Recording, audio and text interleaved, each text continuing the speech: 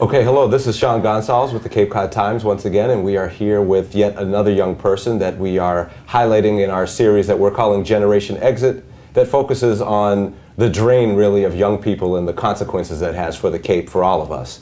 And so I am here now at the Cape Cod Childhood Development Early Intervention Center with Heidi Conlin, and we're going to talk a little bit about her experiences here on the Cape.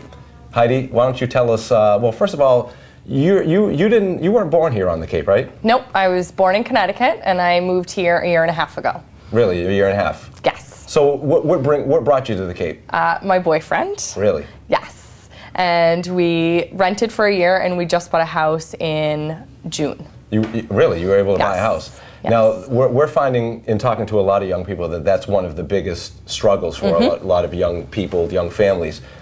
Can you give us a little sense of how you were able to pull that off? We found this one and it was built in 1999 and it was just perfect for us because it was new and there didn't need to be a whole lot of work.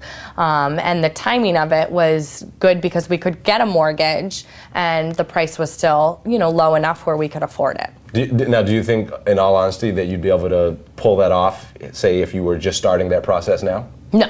Really? I don't think we would have been able to be approved for the loan. What would you consider to be the toughest challenges of living on the Cape, particularly as a young person? I think financially? It's hard. It's hard because you have, daily struggles that everyone has, but, I think we don't make a whole lot of money and, we have all these things that we need to pay for, and with a new house, we want to do new things.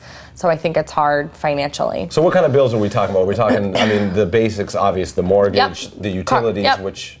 Yep, car payments, oil, student loans. Student loans. Yep. So it's what everyone our age has to deal with, but it's a struggle. Most of this series and most of what we've been talking about are focusing on the economic challenges that young people have.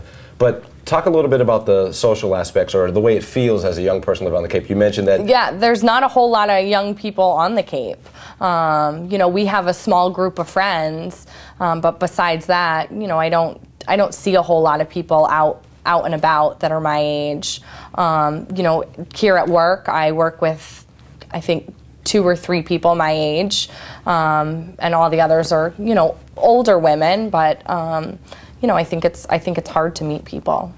Now, is any of this, because one of our main premise really in this whole series is sort of the fact that if you keep losing young people, it creates real economic problems coming down the road. Is that something that's of a concern to you? Yeah. Or is it something that... Yeah, I think, I think about schools, I think of, down the road having children and, what's going to happen with the school systems, what's going to happen with all the recreational activities that are going to happen. So, yeah, I feel that, looking down the road and raising children, that this might be a hard place to do it because there won't be so many young families raising children.